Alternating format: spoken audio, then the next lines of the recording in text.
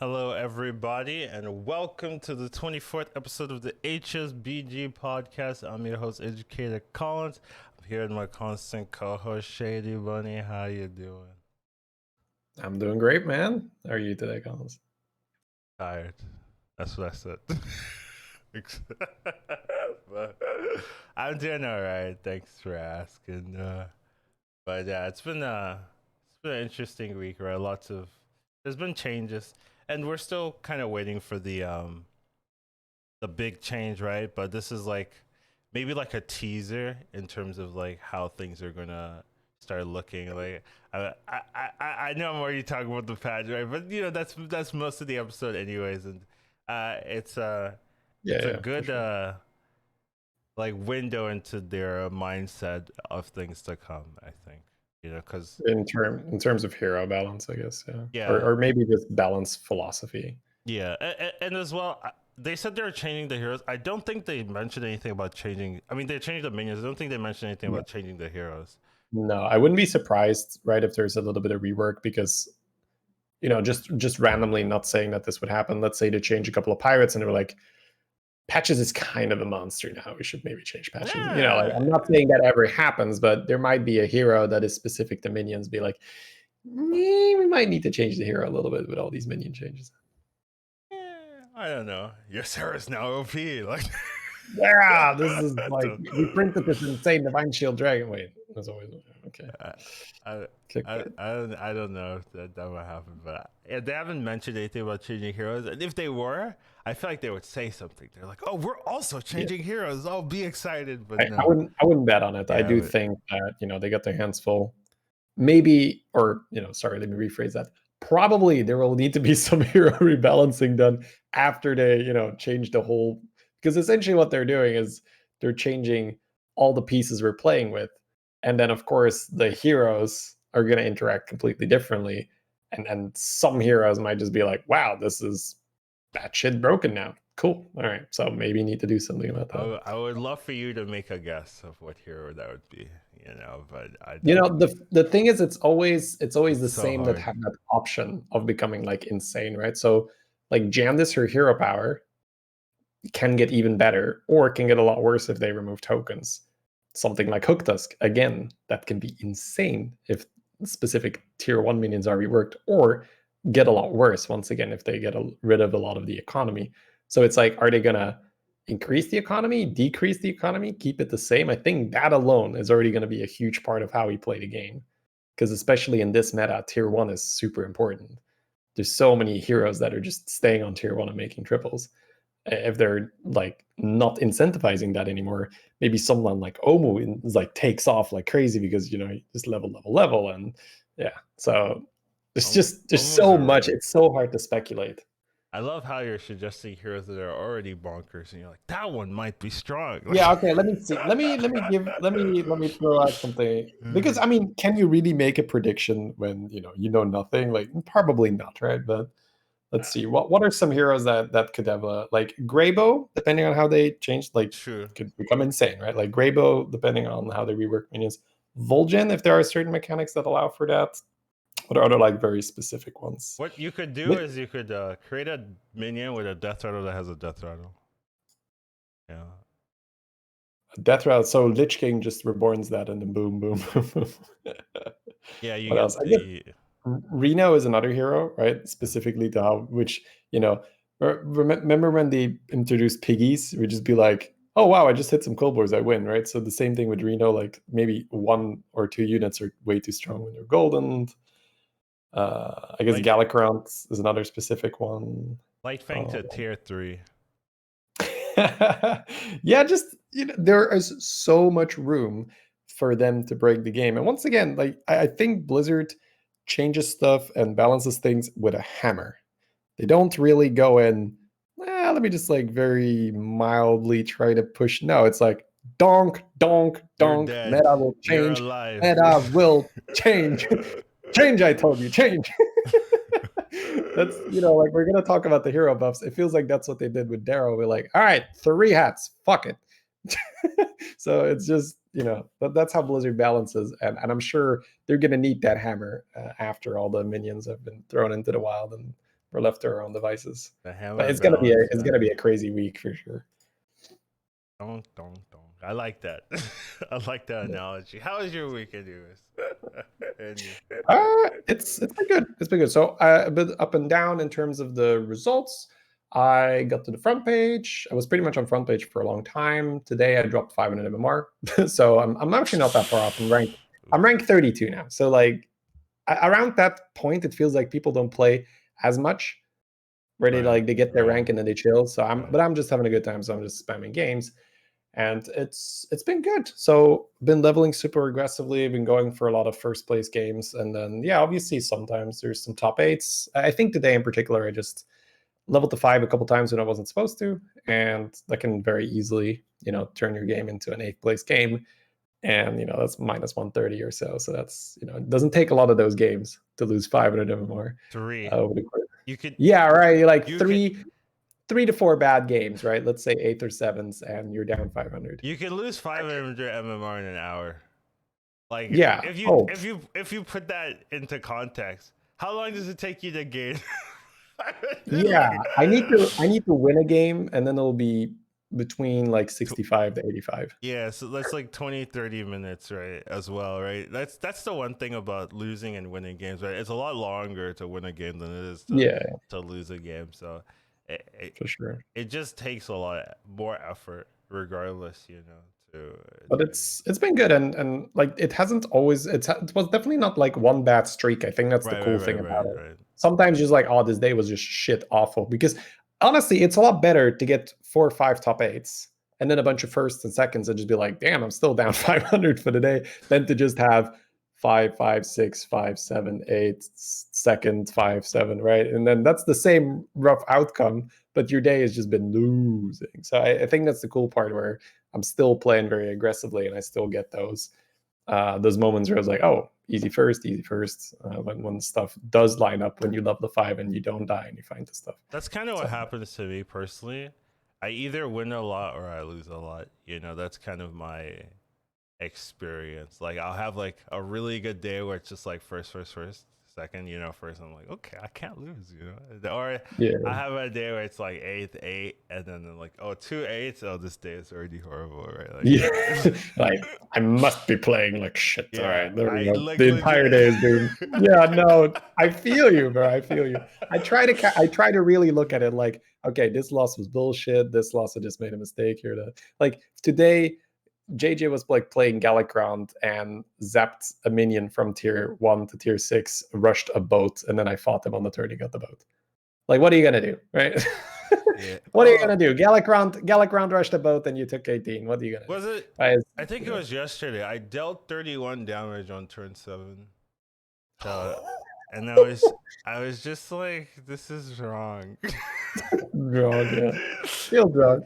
He was at like 30 HP or some. I was it was so wrong. I think it was like 20, 24 or something like that, and he just dies, and it's just like, like, oh my god, what do you do? How do you recover from that? That is a go next situation, but hopefully a little reworked in the big patch. I had a vote. When you deal that amount of damage, it's Khadgar's needs or both or something. Yeah, for sure. So I don't know. It's rough. It really is rough. But other than that, it's been okay. At least just trying to play games. I haven't been focusing too much on MMR. I haven't been for a while, but I've just trying to enjoy myself or enjoy my time. But yeah, generally been all right. Moving on. We will be talking mostly about this particular topic. The patch 21.0.3 Blizzard patch notes have been released. I don't get their naming scheme, but whatever. They've released a patch. It came out, I believe, on Wednesday. Was it Wednesday or Tuesday? I think it was on Tuesday it came out. That's entirely possible. Let me think. Well, the notes came out 3 days ago, so it's probably Tuesday evening, right? Yeah. For me, Tuesday evening for you, Tuesday during the day for you. Yeah. The patch notes came out on Monday, but then the patch is on Tuesday. I think that's correct. So, yeah, that's true. That's true. So yeah, we played a couple games. This is basically what we're going to be talking about most of this particular podcast. But yeah, it's been interesting. They've pretty much focused on heroes for this patch, probably mostly due to them working on the big overall minion changes, right? So they're not really going to be like, hey, we're going to adjust some of the minions that we're going to adjust in 2 weeks or 3 weeks or whatever. Like, here, let's just touch some of the minions. So it's been overall like you said, hammer changes for some of them. Maybe some you might not feel them, but definitely a lot of them have been some impactful changes, I think. So we'll see what we particularly think about some of the hero changes and their new viability, their new strategies. But overall, that's what we're talking about. However, we will be talking about some random hero and minion of the week. We usually do that, and I thought about skipping it this week, but I didn't. So yeah, let's just get on to that. We will be talking about Toki this week.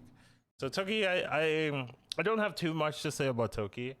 I do see a lot of people picking Toki in like tournaments when they don't get anything better, right? It seems like people like to at least try to RNG a game with Toki.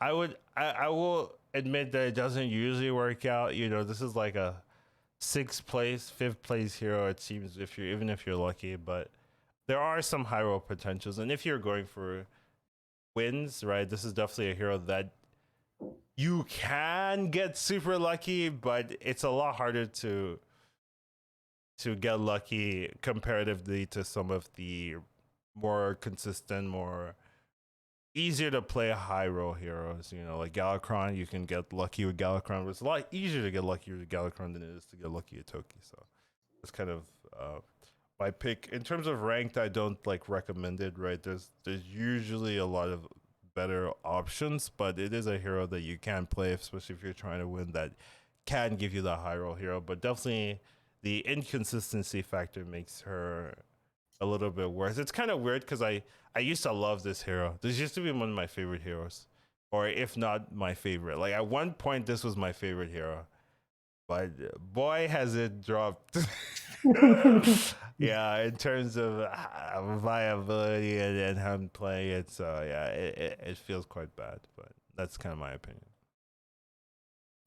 I think Toki shines in prize lobbies. Okay. Because in prize lobbies, it is so difficult to just defend. It feels like prize lobbies are shoot your shot and really, really hope that you just hit and then just kill. And then some people hit, some people didn't. The people that didn't, they're gonna die. The people that hit, they're gonna kill the others. I've been having a lot of games where like 3 people will die at the same time or 4 people will die at the same time, right? Yeah. So the people that hit prize kill lobbies are just bam. And I guess the thing that Toki rewards is leveling, because it gives you access to a higher tier minion. So like potentially a minion that you would like to triple into, but it is obviously random. So why I like Toki a lot in prize lobbies is the coins or gacha gifts really smoothens out your curve, where you can do things that you would normally not be able to do. Right. So let's say you start with a token on Toki. There's some really, really stupid, like I had a board with like a juggler and 2 void lords in like very, very early game, because there's just no way you would have enough money to normally afford that. But it involved a very fast tier 4, where I went tier 4 on 7 gold, and then like coin hero powered froze a 5-drop. Like that's very aggressive. Froze But that's Void like Lord. and I rolled a void lord. Bought that And hero power. I rolled a juggler. I rolled a juggler in the void lord shop. Yeah. So I bought those 2, and then I hero powered again. It was another void lord. So then on 8 gold, I had juggler void lord and maybe another void lord frozen. I don't think I had enough money to buy it, but obviously you can imagine how the rest of that game goes when that's your 8 gold board, and you're on tier 4. So there's a lot of cool stuff that can happen with Toki if you embrace that power leveling. And I think in a prize lobby, you have to embrace the power leveling. So it's this hero that thrives in the chaos, where you don't want to do that steady pace. Let's just be conservative, protect our health total, etc. No, it's like balls to the walls, up, tier, and then just because once you're stable on tier 4, you just go to 5 and you start rolling 6s, and that's where that's where it goes to the next level. That's the dream, right? But yeah, I end up dying. I try to yeah. In regular lobbies, I feel like you just don't have the juice, and the lobby is a bit slower paced, which means it's not so good for you. You want that chaos, you want that fast environment, and yeah. So I wouldn't recommend her in normal lobbies, but I think she is. I'm not gonna sit here and say, I take Toki over Hookdos or whatever. That's obviously not a thing. But if I have, say, like Edwin with no mechs, Toki, and then like 2 other heroes where I'm like Sorfang or what else? Maybe a Rag even. I can be like, sure, I'll take Toki in the ticket lobby over the Rag. Right? Just go hard and just try to win, because I don't really think Rag performs that well in ticket lobbies as well. It's just, once again, a bit too slow paced. The games are over faster, so you just get less value from the hero Another power. thing with Rag and ticket lobbies is that people are leveling quicker, Yeah. so they have less minions, right? So it's just even harder to it's even harder to trigger. Speaking of like the patch and like the changes, right? Couldn't they like adjust this one too? Like include 2 minions from a higher tier, and just be like, yeah, oh yeah, like that is the Blizzard way, right? Like right there, like doing their job for them. Yeah, like change it to 0 gold. Bam, there we go. No, I think that's a little too much. That's disgusting. Yeah. But yeah, they could definitely do some things with Toki. It could definitely use some love, but yeah, that's our overall opinion. Maybe pick it in prize lobbies if there's nothing better as an option, but for regular lobbies, not the biggest fan. Okay. Yeah, I'd second that. Regular lobbies, it's tough for Toki. You pretty much have to start with a token or you're screwed. All right. Next minion we're talking about is a Noil module. I think this one's interesting because it feels like we should have talked about this one already. I don't know. Like that's when I looked at this minion, I'm like, oh, we haven't talked about a Noil module. I was like, oh, that's weird. It's an iconic minion, yeah, for sure. I feel like we should have. I have a question for you. Do you think this is like the most important mech? I feel like this has been slam dunk bought by 99% of the players since the game came out. So you can say, yeah, this card is pretty important. I'd say that you've got the Flectobot and you've got this one, right? Those are 2 archetypal and mechs. Sensei, come on, give the Sensei is support. Fine, Sensei whatever. Support. Yeah, I'd say if you're going to play mechs, Deflecto is more important. But I think if you want just the minion on average, that's going to be better. This minion is usually better on average, because the amount of times where you have a sizable mech and you just slap a module onto it, slap it on a dong, slap it on a bomb, or whatever you had from the early game. It's just, yeah, you're almost never sad to see this. Sometimes you will just buy another one to just put 4 extra IP, and you just deny the module to the rest of the lobby. You're like, yeah, let's slap another 4 health on it. If you're playing Kurt, this thing is buffed, so you just slap a 2/6 on it, a 4/6 on it. Yeah, because I was thinking like, when mechs are out, what do I care about more? It's more the fact that I can't get on normal modules than like, oh, I can't go Deflector or Foe Reaper or any. It's the fact that I just can't get on normal modules. It makes arm comp harder. It makes like making good Amalgadons harder. It makes you can't do any like Foe Reaper cleave cheese where you just have like a big Foe Reaper immediately. There's a lot of like little things that happen because the Neural module's out more than a Deflecto's out or any of the other menaces out.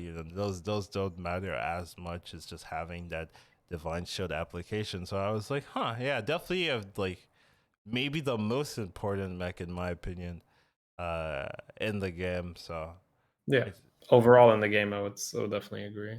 Like the amount that it also changes your positioning, where you're like, oh, I'm not going to run into a module, I don't need a bumper, or at least you don't play a bumper until fairly late into the game. We're like, okay, at this point they might have like Bronze Ward and Taunted, or they might just have rolled a perfect dong, right? That happens as well. So I'd say that is a huge factor if you're just thinking about how am I going to, sometimes you just put a spore in position 1 and no mech lobbies, and you're like, that's going to work out. Because the amount of times it just runs into a Gar, or it runs into a huge Molten Rock, or anything else. Or Quill War, the duo that's unshielded. Yeah, so I think it's a good card. It's an excellent card. Yeah, I think it's a really strong card. Definitely fits more compositions than just mechs, right? You can put it into You have a mech, you like this one. Yeah, it's really good with mechs, and then even if you're like just running like non-mech stuff with an Amalgadon, or you're running arm composition, or some type of even like just regular taunts, if you have like a taunted brand, you have a normal module. I've done that a couple of times. We just play a normal module, you play scavenger, you have like a 6/8 out of nowhere divine shield. Yeah, very viable. So I think it is a game changer when you just realize that you can play this without attaching it to a mech. Like, I really learned how to do that when I started playing arm comp, because you're just like, it's perfect, it's taunt, check, it's got divine shield, check, all right, that's done. So obviously it's better on an egg, but an egg is also an extra 3 gold you're paying.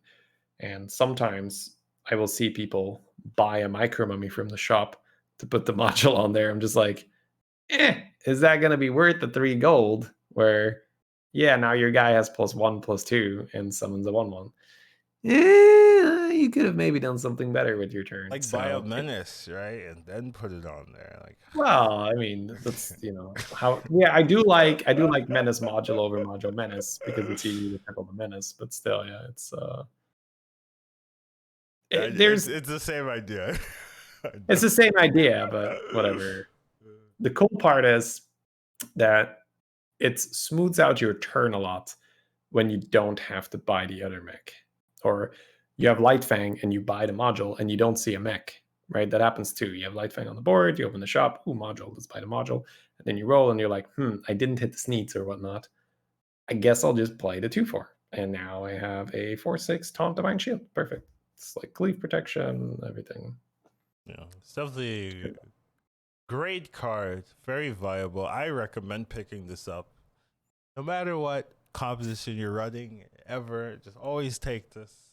You can always randomly find a poison Amalgadon without divine shield. That's very common these days. So it's just see a dong in the wild. That's one with poison and no shield. Buy him, boy. Yeah, I mean, that does happen quite a bit. But yeah, I do think it's not like always buy insta buy, right? You do have to be a little bit careful. But this fits a lot of compositions, and it's usually a safe buy in the, like, you're trying to get stronger, you don't necessarily know what you're looking for, you pick this up. Sometimes you can just roll into something and be like, oh, a sneeze, oh, egg, I can put this on. Now I have something to play around. I have a good minion. I have 1 minion now instead of 0. So yeah, I do think this is pretty good.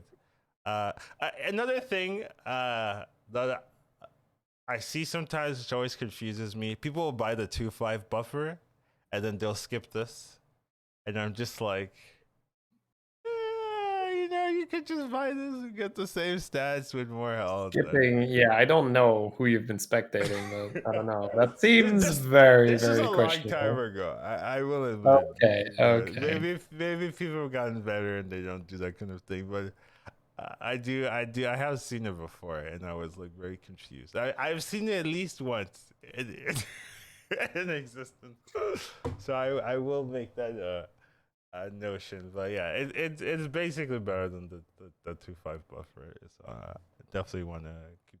But generally a good card. I think we've sang its praises enough. Oh man, this card reminds me of the 3/4. There used to be a 3/4 Divine Shield mech before they removed it. I think it was a tier 3 minion. Oh, Psychotron, yeah. And that was just so sad because it was so good for mech comps. Because you pick this, you run, like, you have like a menace, you get 2 leapers or something, you have like a a 7/4 Divine Shield very quickly with Deflecto. It's like so good. Wait, Cyclotron was a 5-drop, right? No, I mean it was a 5-drop in Arena, but Oh, right. in Yeah. Battlegrounds it was Wait, it was on 3? It was either on 3 or 4. Maybe it was on 4. Because I know a Noyotron was a 2, right? For a while. Naruchon was a 1. Was it a 1? No. No, it was a 2. No way. I think it was a 2. Yeah, we're talking old school BGs here. And Cyclotron was maybe it was a 4.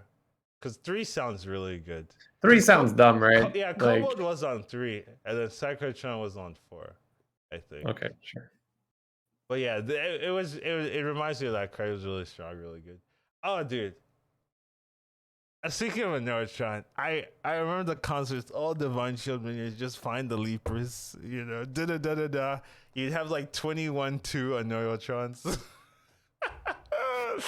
that was the meta. It was a 3-drop. You're right. It was a 3. Okay, I see. No, I'm looking at the old card here. Haha. Yeah. I remember this. So crazy that they thought that Pack Leader as a 3 for 3 was also a 3-drop. Right? You're like, oh well, here's Pack Leader, and here is a 3/4 Taunt Divine Shield. That's roughly. I mean, giving a beast extra attack is roughly about as good, right? It was maybe kind of good just because, like, Rat Pack was on 2.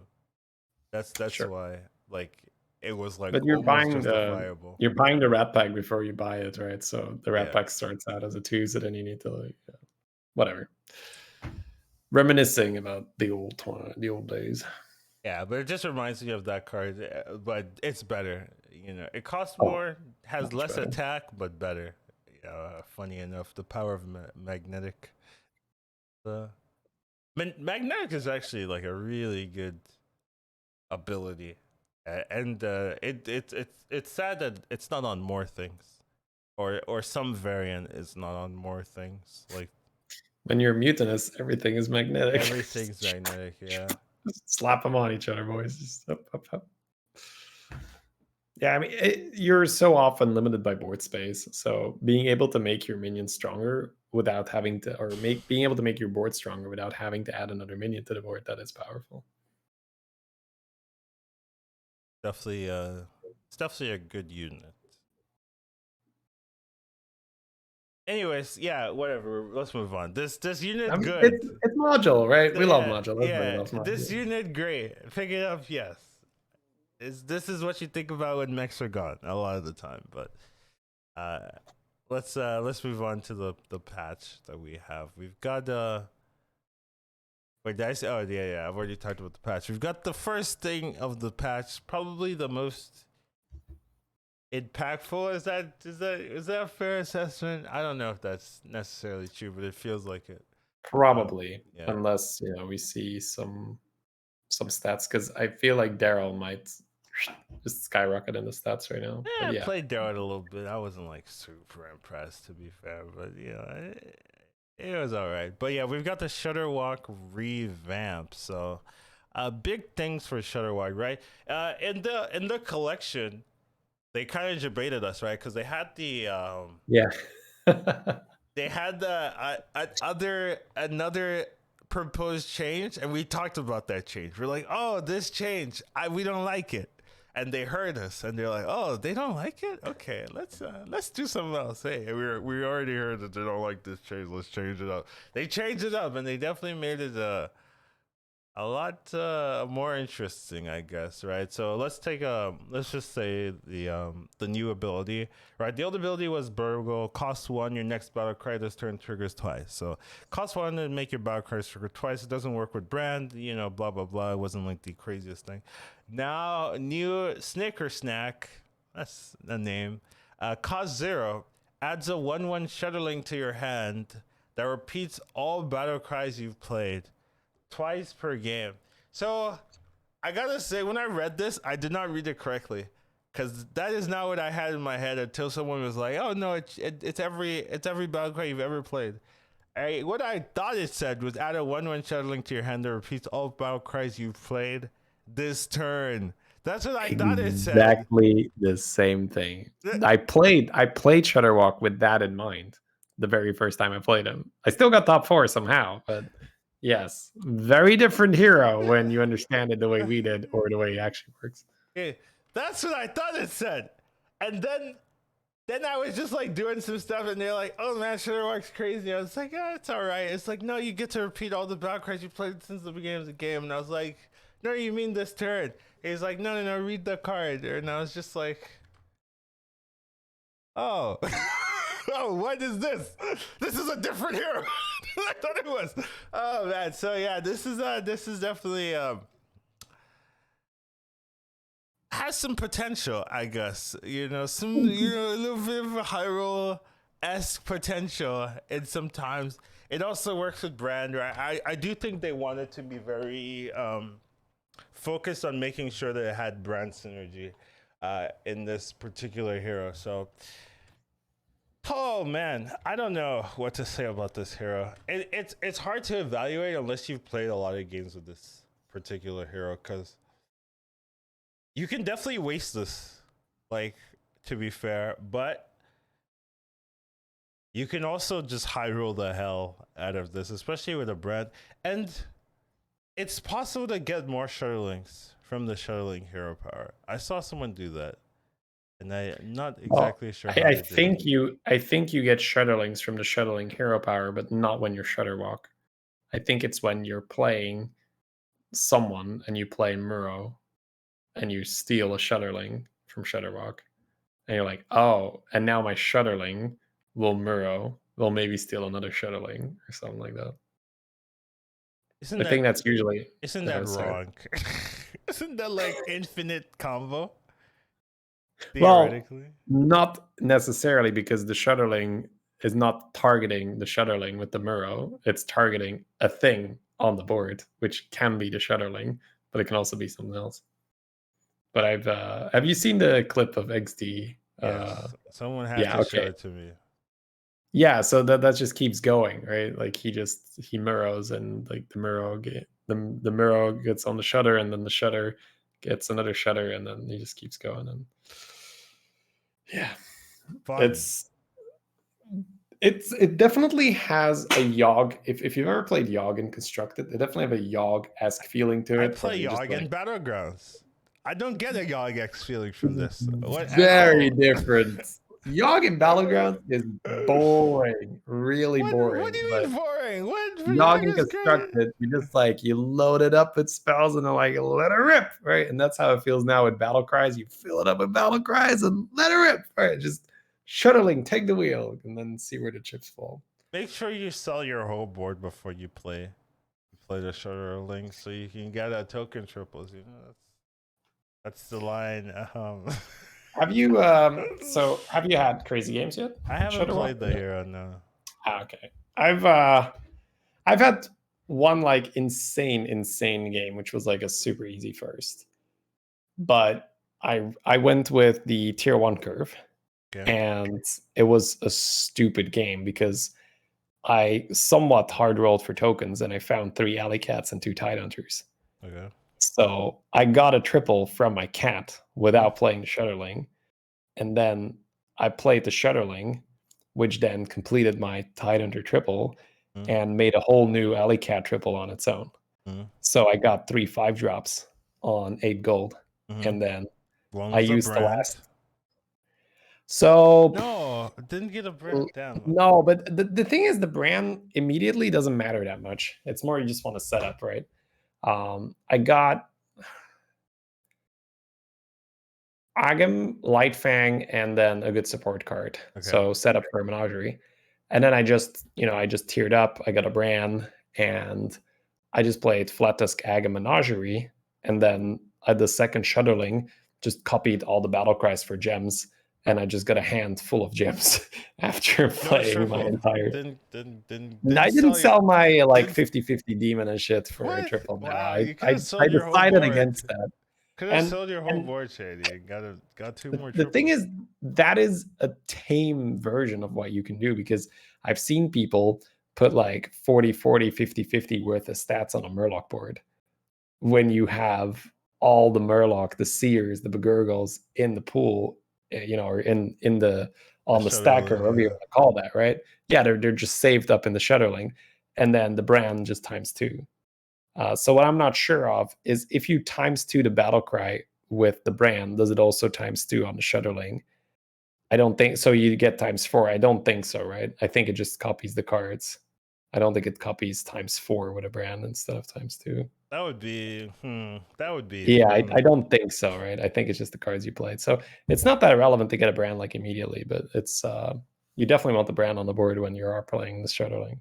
Oh, one thing is if you play Soul Devourer, it will eat your demon, which is normal because it will follow the battle cry. So gold. Yeah, you'll get the gold and you'll get a big Shutterling because it'll actually take the stats as well. Okay. The thing that I was mindful of was if I were to play an Amalgadon, Amalgadon is a demon, and the Shutterling might develop a little taste for Amalgadon. So that was something in the back of my mind where if I had played a Soul Devourer, fine, right? Because then it'll get the Amalgadon adapt as well. Yes, but it's not a type. So it fits your menagerie very poorly. So it would be like a last turn kind of thing. Also, if you have a perfect Dong, the Shutterling might not be perfect. So it'll be better than perfect. But better than perfect. But perfect plus 50 health. It's amazing. So anyways, that was in the back of my mind where that and Honkulus, after watching the clip, of course, for anyone who hasn't watched the XD clip, he essentially plays Shutterling, but he's played a Homunculus at some point, and because he gets a golden Shutterling from like a golden Murozond, plays it, so all the battle cries are ×2, and then another ×2 with the brand. It's silly. So he ends up killing himself because the Homunculus battle cry keeps going off, and it's so tragic. One Homunculus, and you're now and you're dead, right?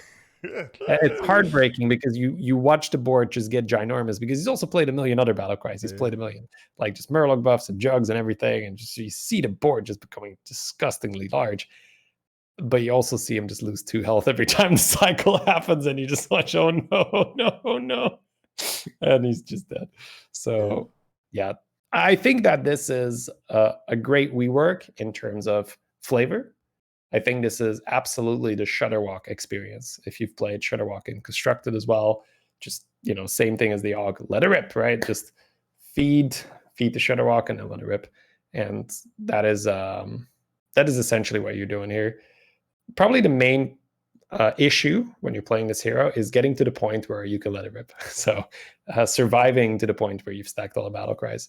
So I think a very crude first impression is you use the first one to stabilize, get either triples or, I haven't not tier 1 curved it because it feels so normal to tier 1 curve with the tokens, but you can probably also regular curve it, but then it feels like you're just getting less out of it. You'd have to hit a lot of mugs very early, etc. So maybe possible. We can experiment with it. But for now, it feels like this hero likes tier 1. Just copy the tokens and get 5 drops and then stabilize with those. And then the other one is the spicy one you use, where I think the other Shutterwalk game I had where I came in 4th was one where I didn't really get much direction, but I just had a brand. I had Argus and I had Strong Shell. And I just added another 40, 50, 60 stat points to my board just by Bran copying or Shutterling copying another 3 scavengers. So with Bran, every scavenger, that's another 5 units every time. So that's a lot of stats you get when you copy that. So yeah, I think Murlocs, copying Primal Fin, copying Begurgle and all that, or copying Scavenger. You can't really go wrong with those buffs. True. Sounds like there's definitely some high roll potential in there. Just listening to what you said, it sounds like you could do a little bit of high rolling, but there's good clips out there already. The main issue is survival. Yeah. It's like with any hero that can do crazy stuff in the late game, right? It's like cool, but let's not die first. Um, so I think when tokens are out, this hero feels a bit more Brand slash Jandis esque, where a huge power level difference when tokens are in or tokens are out. So I have yet to play it in a non-token lobby. I'm sure that at some point I'll be desperate enough to try and just be like, hey, this is garbage. Okay, cool. Now we know that. Or like, oh, cool. I can still do something with it. There's also some like really weird game breaking things you can do, but they're so specific. Have you seen the screenshot of the poison hydra? No. So there, up till now, there has not been a way to make a poison ghoul or a poison hydra. Right. Which, according to the rules of constructed, the poison ghoul or the poison hydra would destroy anything it touches. So poison ghoul would just KO anything that doesn't have a shield. Just run death rattles and stuff, or shields. Yeah, you'd run shields or death rattles, right? Now, you don't really have to come up in arms straight away and be like, "Oh my god, I can't believe what they've done now," because it's one of those things that is really difficult to do if it's not a very controlled environment. So what you need is you need to play, and obviously, anyone listening live, correct me if I'm wrong, but you need to play an Amalgadon so that you get the adaptations so that it can become poisonous. And you need to have a faceless so that the faceless battle cry will target the ghoul or the hydra in the shop and then adapts itself poisonous afterwards. So very, very difficult to replicate in an actual game, but something cool to do in the custom mode when you're just messing around with the card. And yeah, I've seen the screenshot of the poison hydra, the poison ghoul. I haven't seen it go off yet. I haven't seen like the poison animation on the ghoul killing everything. But I would imagine that's what happened. That's too much ifs to do in like a real game. Yeah.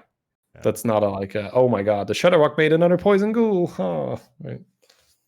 Shouldn't happen very often. Yeah, I don't think that's the most feasible way to do it in a real game. Like, you need to buy a faceless. And you need to buy everything in the minion, everything in the shop except for a Hydra and Ghoul. And then also play an Amalgadon. And then hope that it adapts poison. Hope you get poisoned, yeah. Yeah. I don't know. That's not a... And then not die in the real game while you're working on that strat. I mean, it's kind of okay because if it does work, you win. In a sense, right? Like, you'll have a really good advantage being able to blow any non divine shield minion units, right? Let's say elementals are in. Okay, I could see you working for that. Like, all right, nice Gars, loser. Yeah, but other than that, I'm like, maybe too much effort there. But yeah, definitely an interesting hero. Still has a lot to like be discovered, right? I don't think it's been fully figured out like 2 days or 3 days in, right? Like, there's still a lot of expressions, strategies to be figured out there. So definitely a hero I think will get better with time, and could be busted,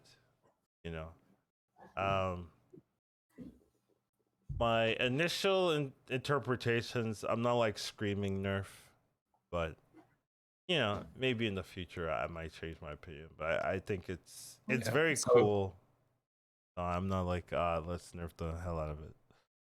I'm just looking at initial HS replay feedback. It's currently performing definitely decent. It's 2 spots below Omu, 1 spot above Vol'jin. It's about first quarter of tier 2, so comes in reasonably high. So pick up, basically. And I think that there is it's currently being picked 58% of the time, so that's probably not double token lobbies every time. So being played with 1 token or being played with 0 tokens. So it will be I wouldn't be surprised to watch the win rate go up quite a bit more after people, either pick him a little less when it's not supposed to be picked, or just get better at the hero. Yeah, but fun hero, like one of the more unique heroes I think they've added in well, I mean, Gale Wing's also pretty unique, right? So they've been trying, right? It's like they've run out of like pure stat heroes. You, you Yeah. know, we've kind of run out of just giving them stats. We have to do something a little bit more interesting now. So you're starting to see them be like, okay, let's give them a shadow walk value. So That's cool. yeah, I like that more than just giving people stats anyway. So I'm not too sad to see that, but it's gonna be interesting to see how it changes from now. But it does seem pretty promising and pretty playable. So if you do want to try out the hero, definitely I do recommend it. I think it has some opportunities to be really fun and enjoyable for the people playing it. So that's definitely something you want to prioritize, especially in games like this, making sure that you're enjoying the heroes. And I have been sad to see like some of like the really old heroes and stuff, they don't feel fun to play. So if you're adding more new heroes that are feeling a little bit more enjoyable to play, that's definitely a direction you want to take things. So I like it. Next hero we have dancing buffs. So Daryl's got a little bit of dance buffs. So they wanted to change a 2 to a 3. All right, that's You it. know what that does, right? Yeah. Yeah, that's the only thing. They've changed a 2 to a 3. Who cares? Like, let's move on. Doesn't do anything at all. Daryl's use sucks now. Da, da, da. I think Daryl's playable. I played it twice, I think, and I top 4 every time, and I didn't like get lucky. Yeah, In my same here. opinion, yeah, didn't get lucky, but I top 4 it every time. Like you like one, 2 targets feels good, and if you can like get lucky, if you can get some like divine shield, what's it called? Deflecto synergies, like a real good mech comp with dancing buffs on it, that seems like it would be really, really strong. So I think it's pickable now. And I wasn't in a token lobby. That's another thing I wasn't in a Yeah, token lobby. that's tough to work with. Yeah, so uh nothing was working for me, but I was like, new hero, let's play it, and it still worked out. So I think there's definitely some value here, and I think it needed it. Like no one was picking this hero before. It used to be like top 2, top 3, like, but it definitely has fallen off with some of the power creep. So maybe it just needs the buffs, and now it's maybe playable. So that's been my experience. What about you? I think that Daryl, first of all, is not the easiest hero to play if you don't have that experience, right? I think that's a Sure. huge leg up for veterans of metas where Daryl was very good. I've missed out on a ton of metas, but that's one I was very active in when Daryl was the nuts. So there's a couple of breakpoints. For instance, when you're selling, a lot of the time you love having 7 gold left when you're dancing because it means you can buy the unit you danced on, that's 3 gold, roll, that's 1 gold, and then buy, that's 7 gold total. Like that for instance changes the whole way how you play Daryl, and you just get a lot more efficient at playing Daryl when you're not afraid to play 6 units on the board to make that 7 gold like point Or 10 gold. That's what I was doing. I was going to yeah, 10. you can also do, Collins always likes to go a little above, but Collins is very used to having 7 cards in the hand. So, just like, of course, 10 gold is not a problem. This is a multi-turn dance project. We don't dance every turn in here. We set up for a big one. But yeah, so I think that playable is a bit of an understatement right now. We know what changing a 2 into a 3 does in this game, or at least we know what it can do. And I think with Daryl, it's not an exception, where Daryl was a force. And then obviously power creep happened. But this wasn't a small buff. This was a very, very significant buff where every hat is, instead of +2/+2, every minion is 3 hats. So +3/+3 instead of +2/+2. That is a huge jump in efficiency, and that cannot be underestimated. If we look at the win rates right now, Daryl is just over Jamdas. He's coming in 4th. If you're Doesn't win the filtering, lobbies. I haven't looked at it at yeah, all, but yeah. it comes in with this giant ass drop off for 1st, but 2nd, 3rd, 4th is Yeah, it's really a top high. 4 hero. It's But I it's think the it's an better MMR. compared. kind of like how Daryl used to be. Right. No, I really hate Cthulhu because Cthulhu feels so lame and defenseless when you miss a token. Uninspiring, huh? Maybe. I just missed a token on one and I was like, all right, just kill me now, please. Come on. Put me out of my misery. I'm an old guy. Like, send me on my way. So it just feels completely terrible to play. But Daryl, right? You can not hit a token on turn one and you're like, okay, it's fine. Yeah. I'll buy the Acolyte and then, I'll just find some tokens. I'll go to 3. I'll get one more turn. Just like, charge. And then boom, you just have this, like I had one game where mechs were out, dragons were out. I had no dance targets. I just made a huge rat pack. Good enough for top 2, right? I made a huge rat pack. And then I made a huge ground shaker after that. It's just like, okay, that's good enough, right? The stats were just so overwhelming that I played like Ground Shaker Daryl for top 2. And it was just like my Ground Shaker was danced on was big enough. My Rat Pack was danced on was big enough. And then as made Collins, a huge pack leader. Yeah, that's that. no, I'm trying to figure out. I don't know what else was in there, but apparently it was good enough. Anyways, that was top 2. And another one, I got 2 bronze wardens. So obviously that game is a little smoother, much easier. Yeah. But I haven't had the Deflecto yet, and I think there's probably some dirty things you can do when you play Daryl arm comp with a Dancestone Deflecto, because then you have a Deflecto that doesn't automatically die when it gets hit without a shield. And that's where the shit really hits the fan, because oh my god, right? If you can recover from a bad luck hit where your Deflecto doesn't die because it only has 3 health, it now has 30 health, 35 health, maybe even. Because every time you buy a clunker, that's another 2 health, and you probably buy every clunker. You're probably going to buy Sensei. You're rolling on 3. There's some really cool stuff. And you can also dance on a Menace later to put even more health on the Deflecto.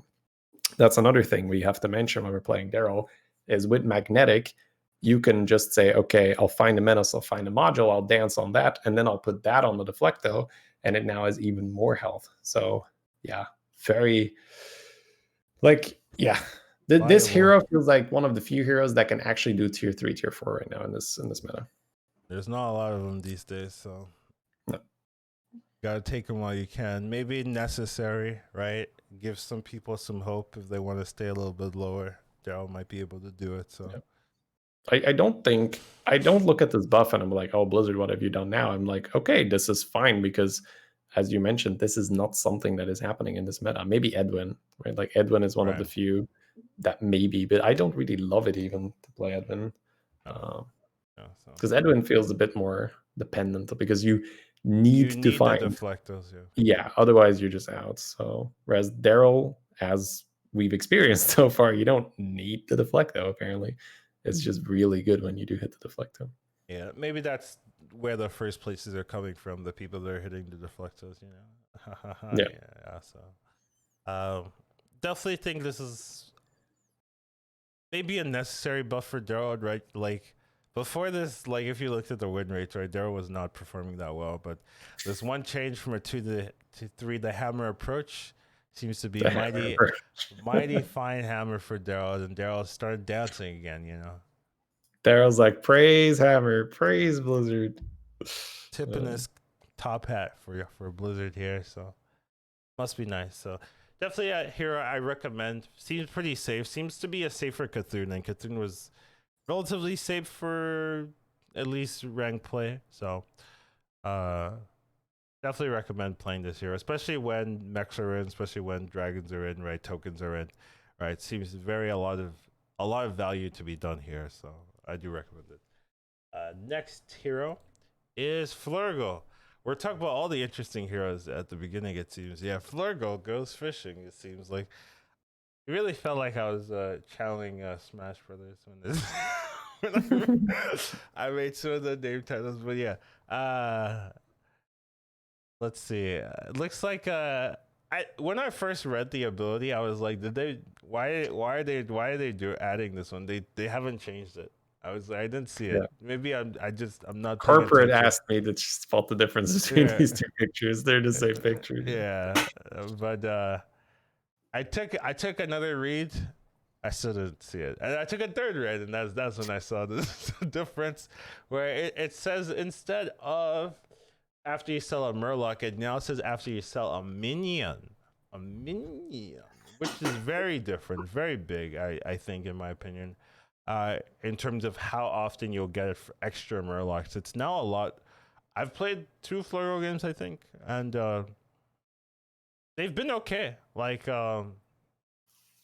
one game I don't think I saw Brand and it was fine. Like I was able to still do Daryl stuff. And the other game, I saw Brand later on, but it was still okay. Like as soon as you get the Brand, you're like you just get lookouts, like so easy. And it's just like, okay, lookout. And then the sell the lookout, okay, another lookout. Okay, I'm good. Like triple.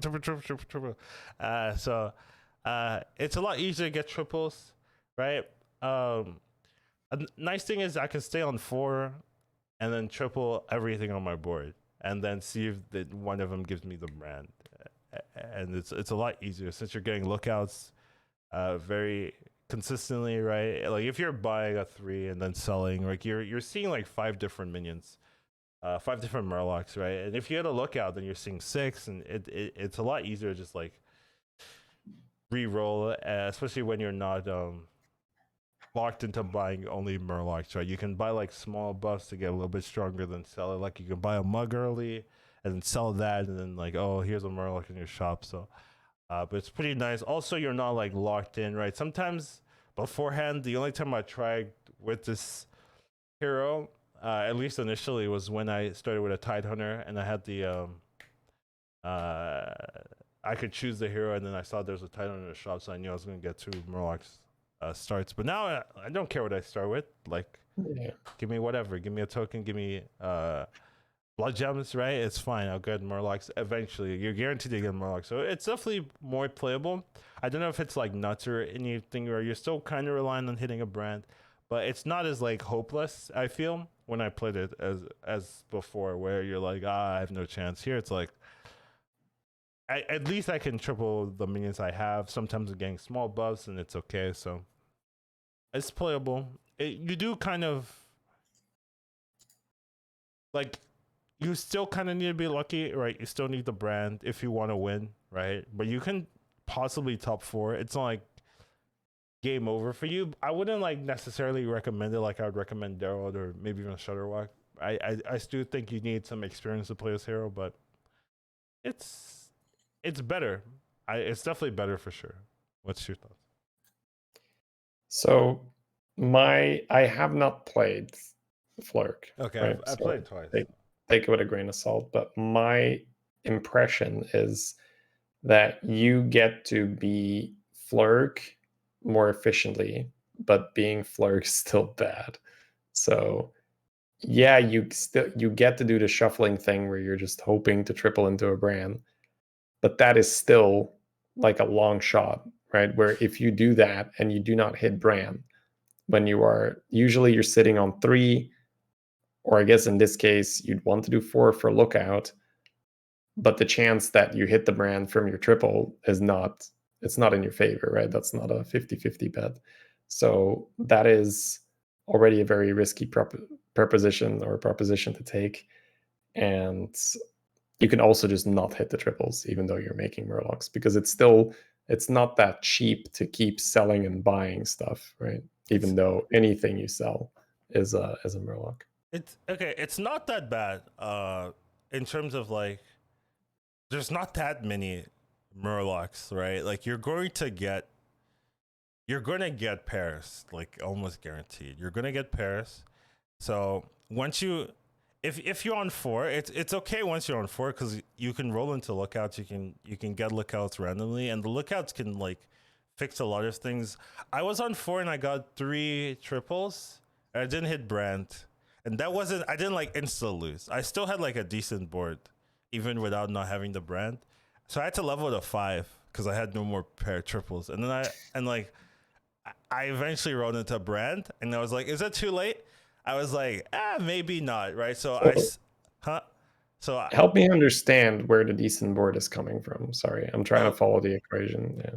So I didn't hit Brand, but I hit a Blurgurgle, right? So I had a Blurgurgle buff, on Okay, the so you tripled into the Gurgle. yeah, and then I tripled the Okay. 4/4 that +1/+1s, right? So you got 1/1/1/1, Yeah, and then another. I saw like 4 or 5 seers as well, and as well as Sure. poisons. So I had like 3 poisons. And these are generated just by sitting on the same shop and just shuffling, or by rolling? Yeah, just because you hit lookout. Lookout is like you pick Yeah. whatever you want, right? So you So you hit lookout, you get yeah. poison. You sell the lookout, that's another murloc. You sell the poison, that's another murloc, right? So it's very easy to just have a 7 minions, right? And if you don't like that, you can just roll once, right, and then sell, and you're not like locked into having 7 minions on the board. It's very easy to see a ton of murlocs per turn, right? You're probably seeing like 10 plus murlocs. Yeah. The problem is you're still playing Murlocs Yeah, with yeah, that, and yeah. that So is fine on Flurg when you hit Bran or Begurgle, but I feel like without Bran or Begurgle, you that's gonna be yeah, rough. you triple everything really quickly.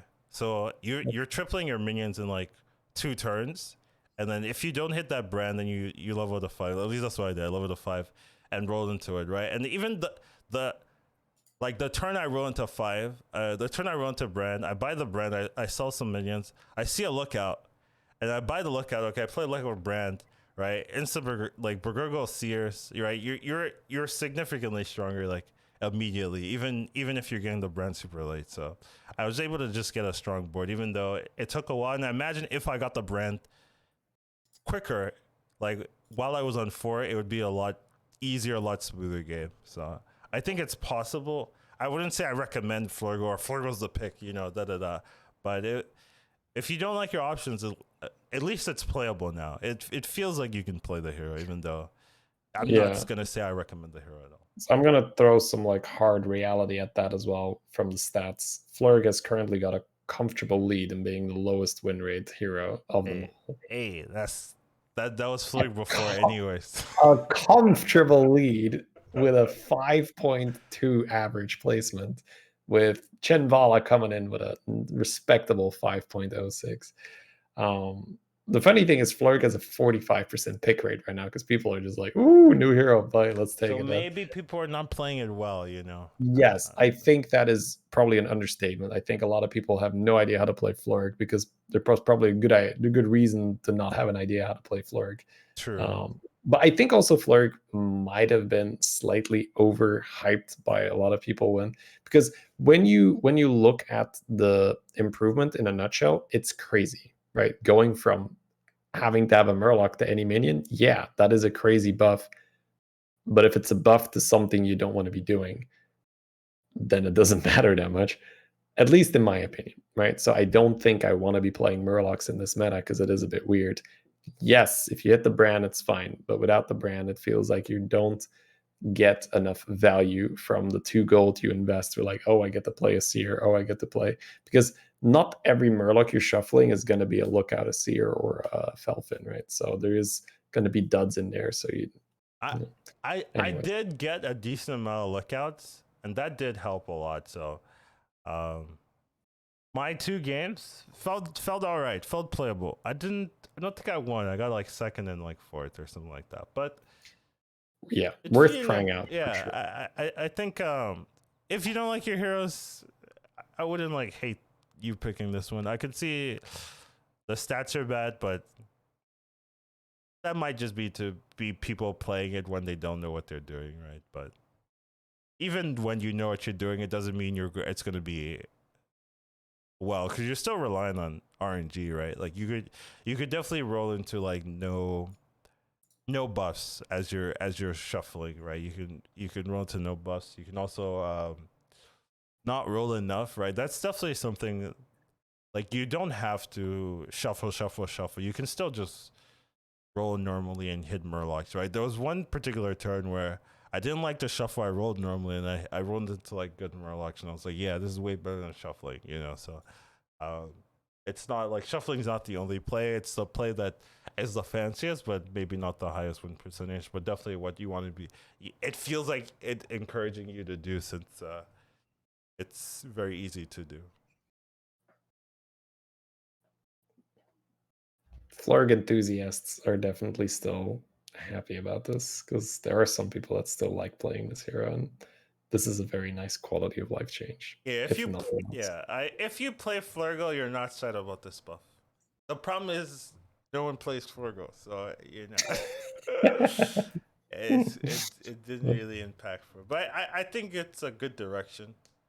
What if you gave it another passive where like Murlocs are +1/+1, just gave it the mech treatment? Or, Yeah, that might be enough to survive right at early game better, where you're guaranteed getting a Murloc if you're following normal curve with buy sell on 5 gold. What about add a random Murloc to Bob's Tower and give it +1/+1? That it's a small change, but it might be relevant. Like that's not very Hammer-esque, right? That's not very Hammer-esque. It's not, right? Sure. Bring in the hammer. 2 Murlocs every time. All right, so it seems I'm saying you can try it, but Shady's reality is saying no, don't waste your MMR here. Don't do it on your main account. So because if it's good, clearly the general public is not playing. It's not intuitive. Okay, I think it is very safe to say that if it is good, it is not in an intuitive way. And it's going to be something. Honestly, I would not be surprised if this would be the highest win rate for Flurk. Stay on 1, get tied under triples, pull some 5 drops, and forget you have a hero power after that. Maybe not forget you have a hero power after that. Like on tier 6, you can get Amalgadons and Primal Fins and play Brand and stuff. But I would not be surprised if the highest win rate strategy for Flurg is stay on 1, force tied hunter triples in the shop, get the token triple and the Murloc triple, get to 5 drops, try to get a Brand there. If you get a Brand, play Murlocs. If not, there we go, chat. Play the hero when elementals are in and mechs are out. You see? Yeah, max out is a big deal. So you make sure that there's no counterplay. Everyone else goes elementals, and then you're just playing Murlocs. Hit it with the poison. Hit it with the poison. That's the real strat. I think mechs are out when I was playing. Yeah, we talked about it, right? A Noyo module. No module means that poison Murloc is probably going to dunk a big taunt, right? Because people do like having a taunt that protects against cleave. They get to do scavenger Argus stuff. So yeah. I wonder if Quillboar's being in is better or worse for Murlocs. Better. Yeah. Most of the time, because people play Dynamic Duo, people play Ground Shaker and all that. Yeah, when elementals and Quillboars are in and mechs are out, there you go. That's the shot here. But yeah, anyways, interesting hero. I'm glad they got a buff. I do think it needed it because it still lasts even with the buff. So that's it needs it. But yeah. Moving on. Did Maiev get a buff? No. All right. Next hero. No, really, skip it, guys, please. For once, changing a 1 into a 2 doesn't matter. It does not matter because you're changing a 1 into a 2, but you still don't get the minion for 3 turns. So if you were dead before you got your triple before, now you can be more or as dead, but with higher stats, right? You can take higher stats to the next game. That's the real buff here. Did not get a buff. This is not important at all. I don't think you play this hero still. So. Which is weird because it feels like whenever Blizzard does balance in this way, the hero is suddenly like, ooh, wow, right? But it's just not the same. It's not like Guff being +1/+1 +2/+1. It's just not the same if you don't get the minion for another 3 turns. It doesn't really matter if it's going to be slightly bigger. Just doesn't feel like it does anything. What if it was like +5/+5? Then maybe. Yeah, see, there is a breakpoint here, right? There is a breakpoint that I'm sure Blizzard is able to find that breakpoint where at some point it matters, right? Because if you give the minion +5/+5, it's good enough. I can tell you that it'll be good enough. This hero power will be good then. But we need to figure out, I you would know, what hero is a power fair turn breakpoint. one for sure. Yeah, people Yeah, already do that on my yeah, app, right? for sure. Because they roll for a good chop, so they have something that they can freeze for next turn. Yeah. But yeah, it's let's see, where is my F currently on the win rates? Well, she jumped up a little bit. She's now slightly above Cat. So is that something to be proud of? No, it's Maybe not. not, but she's doing a bit better. She was kind of like hardcore into tier 4, and now she's middle of tier 3.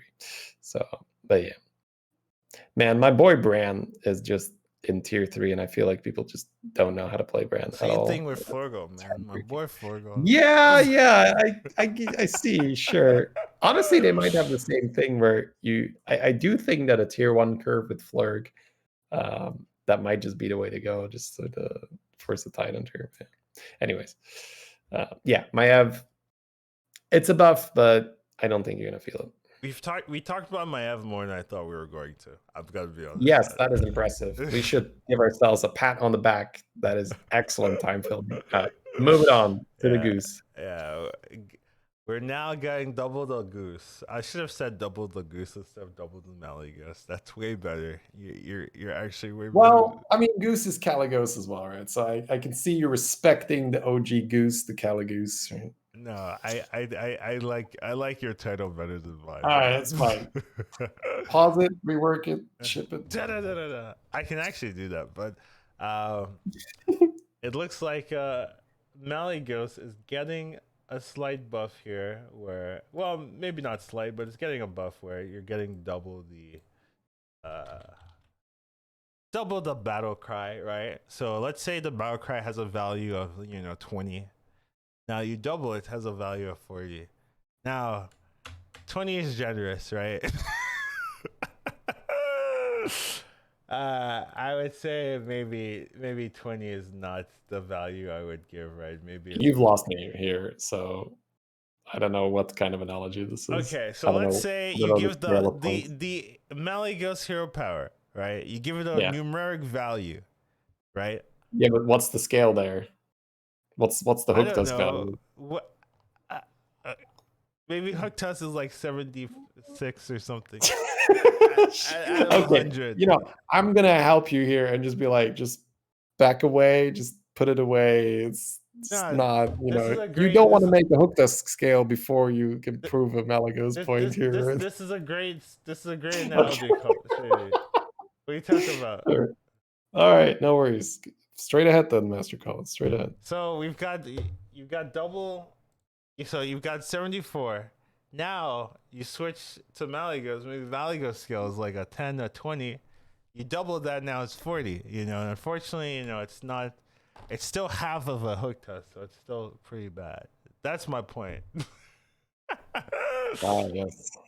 You've It didn't come out. It didn't come out the way I was imagining in my head. I gave you an out. You didn't want to take it. Yeah. Anyways. All right. Have you played Melee or not yet? No, I haven't played it. I don't think I will, but so honestly, it's like a lot of things I've been playing right now. It's if it's changed in a way, I just see if I can abuse it on tier 1, and it felt okay on tier 1 because there was a lot of like roll, elemental, buy, right? So I don't think that it's amazing. Let me start off by saying that. But I think if you are, in a double token lobby and you have no other hero that looks interesting to you, you can stay on tier 1 and just use Malagos to, first of all, manipulate the shop. And after you've manipulated the shop, you can say, oh, there's Alley Cat on my board. I can zap that, see if I turn that into a minion that's either stronger or a minion I want to keep, or, turn it into Elemental. I don't think you want to be playing it if, say, Murloc Elemental is out. I think you really want to be able to make Sellies, you want to make Cats, you want to make Tidehunters, and then potentially, turn minions in the shop into Swabbies or so. Just economy. So you're using this like a hook tusk, but you just swap things to make elementals. It's like a real shitty hook tusk, yeah. But I mean, a real shitty hook tusk is, sometimes playable. It's maybe a 40 out of 74. Sometimes, yeah. Like realistically speaking, if we were to assign a numerical value to hook tusk hero power, So yeah, it feels like something you want to do when tokens are in and you're not really too impressed with the other heroes. And just fish for triples. For anyone who's not caught this, we can call it maybe a bit of a tier 1 revolution or so. A lot of streamers, a lot of high level players have been playing and loving this tier 1 curve, myself included, where you stay on tier 1 until 7 gold. On 7 gold, you double level, and on 8 gold, you play your triples and you pull 5 drops. So some of these heroes seem to be better at that than others. And Meli could probably be okay here because you can keep manipulating the shops and the tier 1 drop pool is fairly limited. So the chance that you do roll minions that you want to buy is relatively high. Sounds viable. But yeah. I don't know if I recommend the hero, but no, it's hard to recommend. But if you don't like the other options, then that's how you'd probably play it. Yeah, definitely a hero. I do like that they're buffing heroes in general, right? Like I've been asking for them to buff heroes for a long time. Just this is a hammer buff, by the way. It's like ×2 donk. Yeah, it's like their their plush toy hammer, their rubber hammer here. Like like the little one that makes like a boink noise. Boink, like, yeah. boink. It doesn't have the same impact, Yeah, Daryl it's got not the a real Daryl hammer. Yeah. Yeah, this one's getting the rubber one. Little boinky. I like that. Right hammer. You have this saying like that, you just, if you're good with a hammer, everything looks like a nail, right? But they at least differentiate between your hammers. It's a nail, but some of them the nails don't move when you hit them. It's like, oh, I'm just. That's so sad. It's like, yeah, the toy hammer hits the nail, but it doesn't go into the wall any further. Like, there, fixed. That is such a great one, Collins. Oh man, I just love entertaining ourselves here with these stupid but funny analogies. Yeah, that is great. The nail didn't move, guys. The nail did not move. Yeah, it's still the same era. Like the nail gets a break, I guess.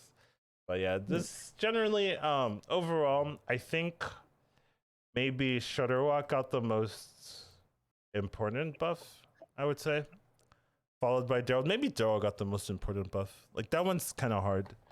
I think it completely depends on what your criteria are. I think if we are purely talking make your criteria and then judge. Yeah, so if we are talking from a pure MMR standpoint, I think the Daryl changes the biggest one. Yeah, it becomes that he reclaimed the spot as the MMR machine, right? Daryl was an MMR machine at some point where you're like, well, I could take a chance with this hero, or I could take my almost guaranteed top 3 with Daryl. So I'll go take the Daryl. Because that is just on a day of climbing, just having that minimum plus 15, okay, I guess, right? You just take it and maybe a high roll and they get more. But then from a thematic and just game-breaking cool combos point of view, definitely Shutterwalk. Like Shutterwalk is like super crazy. The stuff you can do now. Yeah. Gerald and Shutterwalk looks to be fun. Flurgle, still in last place, feels bad, right? Maiev did not get a buff, and then it's funny. Double the goose, not impactful. If you're doubling the power of a bad hero power, it's still bad hero power. That's like the best way of saying it, There are some powers where, let's say this is Reno, right? Like, okay. That's a real hammer. That's like a golden hammer, right? Like, oh my god! Like it's very different. They just grab the whole toolbox and go like, bonk. It's very different, right? The level of hero power you're doubling. Like, the year is 2030, right? Blizzard is rebalancing old Reno that used to be playable, right?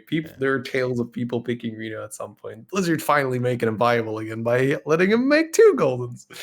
Yeah, I could see it. Like, Yeah, I mean, it's honestly, the way I was going, give yeah. it a couple years, and making two golden minions with Reno probably doesn't sound that crazy anymore. But yeah, we're not there yet, so please don't. We're not there. Reno's good. Reno's fine. He's good. He's all right. Yeah, but for now, I think Shadowhawk Darrow is what you'll be looking at. But overall, that's this patch. They're still working on the major minion changes, so they'll be coming out later, hopefully, in less than a month. I'm hoping, I think they said something like that, but I think it was a month from the expansion. So we can look at the expansion release dates, and I think that's another like 2 weeks. Let's say 3 weeks max. But yeah, 3 weeks, right? I don't really know why, right? But I'm okay if it's a little later because I'm enjoying this meta. I want it now, so let me be the opposite of Shady. Yeah. So I think if you're really in the flow of this meta, you're probably fine either way, because it's still a huge change and it's fun to test new changes. But yeah, if you haven't been, because when there's winners in the meta, a lot of the time there's also losers, and I was able to adapt right from the tier 4 playstyle. But I think if you are like a real diehard tier 4 gamer, this meta has been awful. Where, like, God, I do not want to take these giant risks and power level like crazy. And then you probably long for a change. So yeah, either way, I think all parties are probably happy for it to hit on time. So hoping that they can make their own timeline where it's roughly a month after the expansion. All right, sounds good. But I think that will be it for us this week. Thank you guys for joining us. I was actually late on the last upload for this podcast. I'll make sure not to be late on this one. That's my bad. Anyways, it happens. Thank you for joining us here. Thank you for all the comments and feedbacks. And you know where to find us, right? We do this every week. If you at this point, if you stay this long, you know the spiel. Thanks for being here, and we'll see you next week. We appreciate you. All right.